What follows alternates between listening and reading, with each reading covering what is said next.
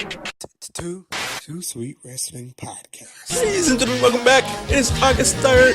This is episode 29 of the Too Sweet Wrestling Podcast. I'm back once again, pulling double duty this week on the podcast. But I'm here, we're talking about the We Want Roman chance. I'm giving you the full truth on that. That Charlotte really deserved this title shot. Talking about the best SummerSlam build and the top 4 Rock opponents for SummerSlam plus more. So we're about to get right on into this. I'm not gonna waste any more time. You can find me on YouTube at OMG Corey B. Just type OMG Corey B in the space bar and bam, there I am. This will be hosted on Castbox as well. Also, you can find me on Twitter at OMG Corey B and at 2 Sweet Pod. That's the number 2 Sweet Pod. So we're gonna hop on into this. Feel free to comment down below. I always respond to all the comments, or at least I try to respond to the comments in some way or fashion. So we're gonna start off with Roman Reigns. Look, I seen this huge debate going on. What else is new about Roman Reigns? And towards the end of the broadcast, Brock Lesnar came out. He destroyed everybody, and we got some We Want Roman chants. Roman sucks chants. So the We Want Roman chants were louder or beat out the Roman sucks chants, and that's where the whole debate is starting. Whatever, we got this whole thing, people all in a frenzy over some chants. So I'm about to just make it calm, and I'm about to settle this debate right on here. Just give my opinion. So to start off the broadcast, Roman Reigns came out. The reaction was heavily toward the negative side, outweighing the positive side. There was some cheers in there, but the negative side was loud. So just looking at that standpoint, we get to the end of the night. Now look, I'm not gonna sit up here and say, or be the person that says that they rigged the sound or whatever, even though, look, there's been some times previously where they've turned down the crowd. Obviously, I'm not going to deny that either, because they've turned down the crowd. It's obvious in the past that they've done it. I don't think they really did it this time around, although I wouldn't put it past them, but I'm not going to even go there. But let's just say that they didn't, for the sake of conversation. So we want Roman chants, but here's my thing. My thing is the majority of the crowd was chanting the situation, not Roman Reigns. Here's the thing. We used to have these situations to where WWE would set it up to where we have a heel in the ring. Like, I remember this one time they had Stephanie McMahon in the ring. And Stephanie McMahon was just rambling on. The crowd was just done with it. And Roman's music hit and the crowd popped because it was like, man, just give me something to get away from Stephanie McMahon. And that's what I thought we got at the end of Raw last Monday. Obviously, the crowd hates Brock Lesnar already. Kurt Angle did a good job of making him hate him again. And he comes down and he tears everyone apart in the ring. He's tearing apart Kurt Angle. You know, Kurt Angle is a fan favorite. So due to the storyline, nobody else is coming down outside of Roman Reigns if somebody was to come down. So the crowd is chanting, we want Roman, we want Roman. And I'm not going to sit here and say everybody was chanting because of the situation, because Roman Reigns does have his fans. I'm not going to sit up here and be the person that says only women and children are cheer the dude. There's some guys out there that cheer the dude too. I see them on Twitter, for goodness sakes. And there's guys that cheer him down in the crowd as well. So, I mean, I won't deny that. But what I will say is that people are setting themselves up for the fail. So is WWE.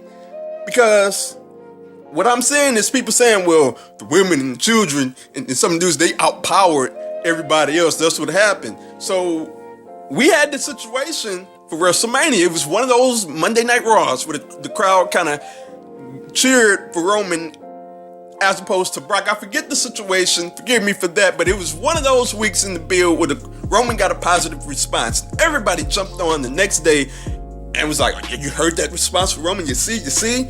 And what I have to say for that, once again, is that you're setting yourself up for the fail, because we're gonna get to SummerSlam. It's gonna be in New York, and they are going to crap on that match. They're gonna boo Roman Reigns. It's going to be heavy boos. And I'm not saying that because I'm anti-Roman, not by any stretch of the imagination. I'm right down the middle on the guy. I don't hate the guy, but I mean, I'm not a stand for the guy either. I just call it like I see it because I respect the guy. He's gonna get an anti-reaction. So when we get to SummerSlam, if the women and children can just overpower the men, and there are some men that cheer Roman anyways, it shouldn't be like that for some. What you're telling me is that since that happened on Monday, it should happen all the time, and that it won't be like that on SummerSlam. So when it's like that on SummerSlam, people can't get on Twitter and talk about, oh, what a smarts. They just boo Roman Reigns. And well, you can't just come up here and say that, okay, he got that positive response on Monday, haha, see that. And then when SummerSlam comes, you can't turn around and blame the smarts, because apparently the women and children can just outpower the smarts or whatnot. So you're just gonna have to accept it. Now that you've painted yourself into a corner and trash talked about Roman Reigns getting cheers, they're gonna come out and they're gonna boo Roman Reigns at SummerSlam. I'm sorry to tell you. WWE, however, they put themselves up, they set themselves up for failure, because they set up these situations to where they want to get Roman cheered in every single way. And look, I don't hate WWE because of that. Obviously, they're trying to do whatever they can to not manipulate the situation, but get Roman cheered. And I don't hate them for that. It is what it is. They're trying to do their best.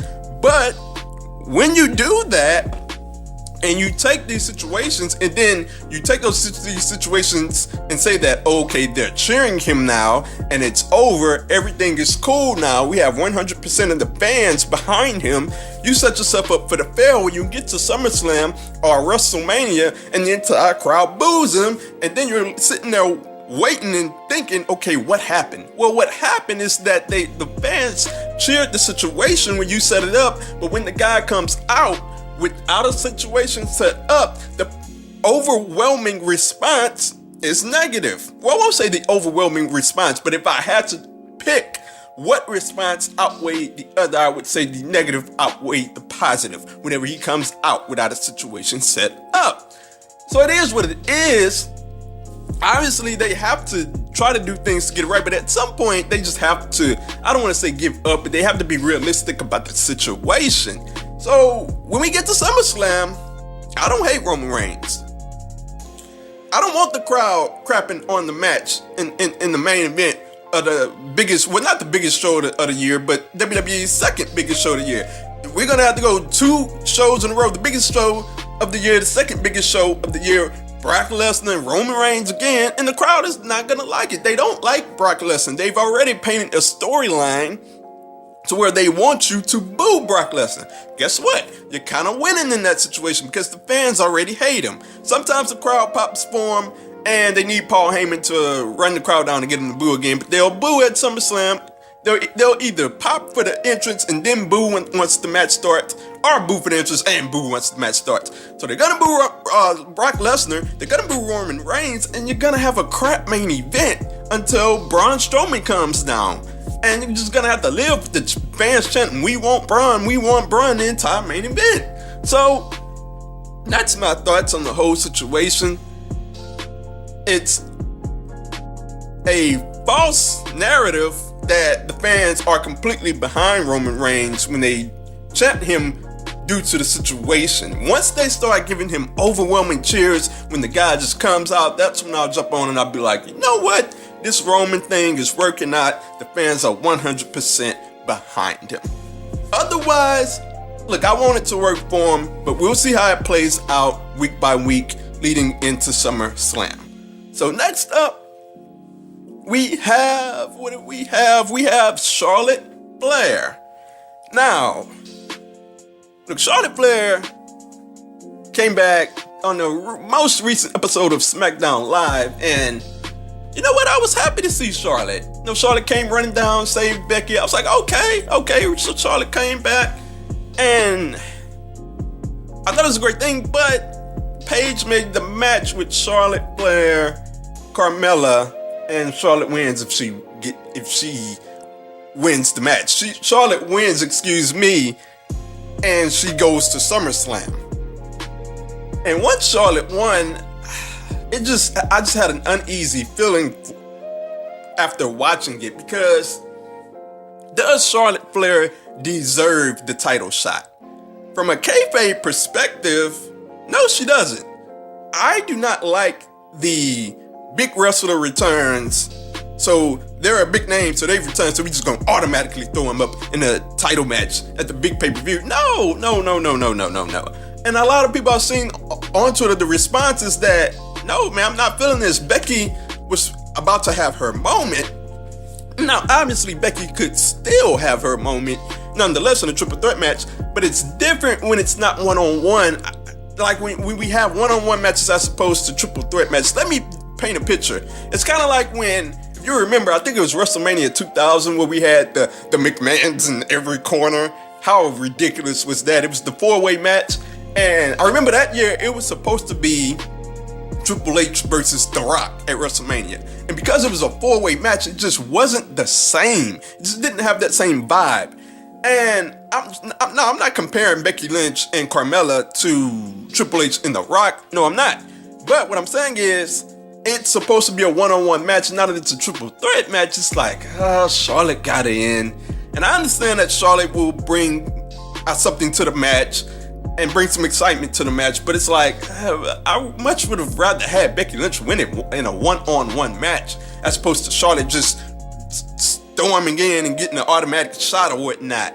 And like, I'm not here to say that they have Charlotte lording over the entire division. They've put the division around Charlotte and she's in every single spot every time. No, I'm not here to say that, but I just believe that she shouldn't have been in this title match. Instead, what they could have done was told a redemption story with Asuka and have it all lead up to SummerSlam where she defeats Charlotte. She gets her quote-unquote mojo back by beating the person that ended her streak. And that would have been a fabulous story. We could have had Charlotte back, return, and we could have had that build. Becky versus Carmella, and we could have had Asuka and Charlotte too on the side, and that would have been great. I would have much rather that than whatever Asuka's gonna be doing at SummerSlam. It's not looking like a whole lot because she's going down to nothing, if you ask me, after being on top, just head and shoulders above everyone else. Look at what she is now. I would have much rather that than have Charlotte coming into this three-way match. So, does Charlotte deserve the match? Sure, she deserves it, but from a kayfabe point, no, she does not deserve it. So, to that point, I would have much rather it been a one-on-one match. So, we're moving on here, and we're gonna go to the best SummerSlam build. Speaking of SummerSlam, there's a lot of good things going on. You know, we're excited about a lot of things heading into SummerSlam. A lot of matches already scheduled, but the best build, and I gotta say, AJ Styles and Samoa Joe is starting to give it a run for its money, but the best build so far has been Daniel Bryan and The Miz. This has been fantastic, and I gotta tell you that I really hope that it gets even more personal than it already has, because this is one of those situations to where I was hoping that they would go for the work shoot right out of the gate. Like, I wanted it to pick up where Talking Smack left off. I wanted it to be a personal shoot-ish type of feud to where, you know, we know it's not a shoot, but it could be a work shoot and it would have been really well done. And I gotta admit, even with it not being work shooters, it's still been really well done. I've been invested into it. We've had Daniel Bryan get into it with The Miz. It all started back with The Miz. The Miz eliminated Daniel Bryan from that gauntlet match, and it's built up really well since then. We had The Miz the other week throw a baby in his face, a fake baby in his face. That was hilarious. I thought it was greatly done because I thought it was Monroe Sky, to be honest. And I was like, man, Daniel Bryan's gonna look like a real heel in this situation. He comes out and interrupts this, and then it's a fake plastic baby, and I bursted out laughing. And it was greatly done. We had the intense segment last week where they went back and forth, and we had the babies crying, popping up to showcase what Daniel Bryan is, according to The Miz. And I gotta say, I've really enjoyed every bit of it. I cannot wait to see where they go next. Hopefully it just gets real personal with them two in the ring. We need them in the ring, a face-off. Just get real personal. Anything goes, in my opinion. You know, I'm really hoping that one of these guys better use the "I'm gonna whip you like my daughter's gonna whip yours in 20 years. If somebody doesn't use that line, I'm gonna be thoroughly mad in this situation, in this build. Somebody has to use that line. So I'm very much looking forward to this feud. I'm already excited about it. I think it's the best SummerSlam build we have going forward. And I'm very much looking forward to the match. Who knows, it may be the match of the night. There's a lot of matches that could be match of the night at SummerSlam. The SmackDown side of things for SummerSlam is looking fantastic. They're doing a great job, and Daniel Bryan and The Miz heads that as far as the SummerSlam build goes. So we're moving on. We have The Rock. Major news. The Rock on the back on his red carpet for Skyscraper said that he couldn't wait to get back in the WWE ring. He wanted to be back in the WWE ring. And most recently, Dave Meltzer on the Wrestling Observer Radio said that he wants to wrestle at WrestleMania. WWE wanted him last year. He was supposed to be in Kurt Angle's position, but the filming stuff messed it up, timing messed it up, and The Rock wants back in WWE. He wants back in at WrestleMania, so I came up with a list of the top 4 Rock WrestleMania opponents, and I'm about to dig into that right now. So at number 4, I have Kevin Owens. I really believe that Kevin Owens in a back and forth with The Rock, as far as promos goes, that would be a phenomenal thing. Kevin Owens at his height is great on the mic. The Rock, obviously The Rock is The Rock. So, I mean, I think that would be great. Those two going back and forth as a build to WrestleMania, so long as they made it a big deal, and it's The Rock, so they have to make it a big deal. Kevin Owens could really go in and get that big win over The Rock, and it would be a great build, a great match. Kevin Owens would be able to carry The Rock in the ring as well, so I wouldn't have any questions as far as the quality of the match. At number 3, I'm gonna go with Triple H, just for sentimental reasons. Just because they have their former rivalry, and actually they built up to this match as they had that backstage segment years and years ago where they went back and forth. They took that intense stroll down memory lane, and I think the quality of the match, they'd have to make it like a no DQ match or a cage match or something like that, because both of the guys are not exactly in their primes. But I think it would be a decent match enough just based on the history alone. At number 2, I'm gonna go with Roman Reigns. I'm not putting Roman Reigns at number 1 because I'm not putting him at number 1 because I know they're not gonna do this. They're not gonna do it the right way. The only way I'd have Roman Reigns at number 1 is if they did it the right way, turned Roman Reigns heel, had him destroy The Rock, beat him down, have The Rock as the sympathetic. Well, he wouldn't be a sympathetic babyface, but he'd be the babyface in the feud if he got beaten up by Roman Reigns. Roman Reigns could come across as a great heel character. Have The Rock work with Roman Reigns to build up his heel persona, and obviously at the end of the day, Roman Reigns is getting a win. He'd have another coronation, and he'd have another big win. So, I mean, I think that would be fantastic. But at the end of the day, I don't really expect WWE to go down that route, and that's why I wouldn't have it at number 1. What I do have at number 1 is Elias. Yes, I would love to see Elias versus The Rock at WrestleMania. It would be fantastic. And just on the build alone, obviously Elias is very witty on the mic. The Rock was very witty on the mic, but obviously if we're getting down to the get down, just pull out the guitars. Just have the guitars, get the guitars out, and then just watch the magic happen. We could have that 2 weeks in a row. I don't know what you want to call it, a guitar off, them going back and forth, them going 1 week by themselves in the ring, and then going back and forth the next week or the following week after. It would be phenomenal.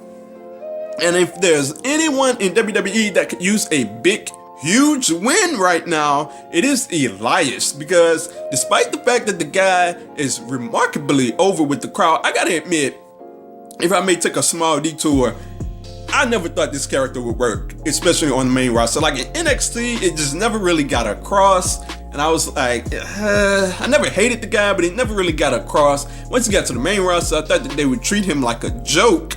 And when it started off, it was like, yeah, this is not gonna work. But steadily by steadily, Elias gained momentum. And it started to get over and over. And week by week by week, he just started to evolve into this big thing. And the crowd started to get behind him. And I've never been any more proud to say that I was completely wrong on a gimmick with what I thought would get over or not get over. And I was completely wrong on this one. And it's remarkable to see that the crowd is very much over, or he is very much over with the crowd.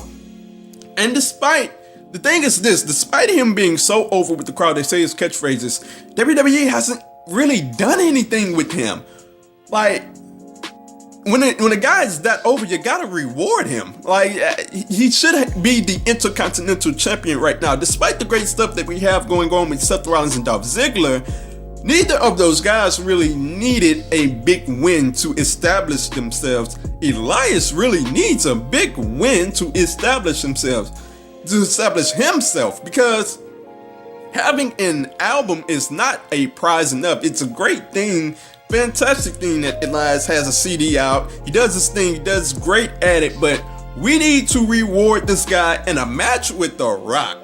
That would be a reward, and him getting a win over The Rock is just as good at this point in his career as getting an Intercontinental Championship victory. I get in the championship victory where Elias walks over, and that's no pun intended, walks over The Rock, he beats him, and they have this handshake at the end. Elias is left to the crowd. I'm pretty sure the crowd would roar for Elias at that point.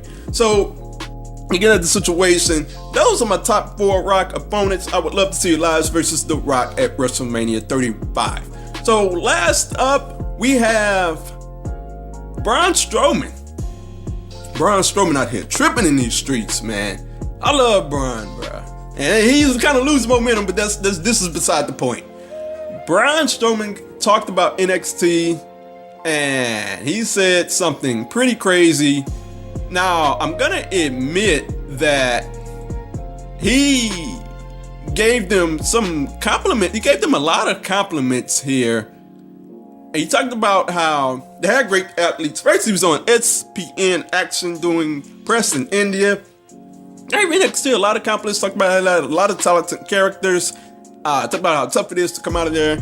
He talked about how the main roster is great as well, but this was the money quote that he said. He said that when asked about which NXT star would make the biggest difference on the main roster, he said, it's hard to tell because we're so star-studded right now on the main roster that there's a lot of talented athletes in NXT, but what they have down there right now, I don't see anything outshining what we have on the main roster right now. I can't even say that with a straight face. I don't know how Braun said it with a straight face. And I know, obviously he's on the main roster now. He has to say that.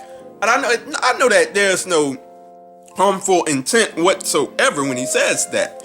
But looking at the quote, Braun is losing it, man. Now, I don't know if he's talking about talent for talent or just overall. But when he says anything, I don't see anything outshining. I'm taking that as overall. And like Braun, NXT outshines Raw every week. Like, there aren't many times where I watch Raw and I watch NXT that Wednesday and I say, boy, NXT didn't live up to the hype. Raw just outshined them.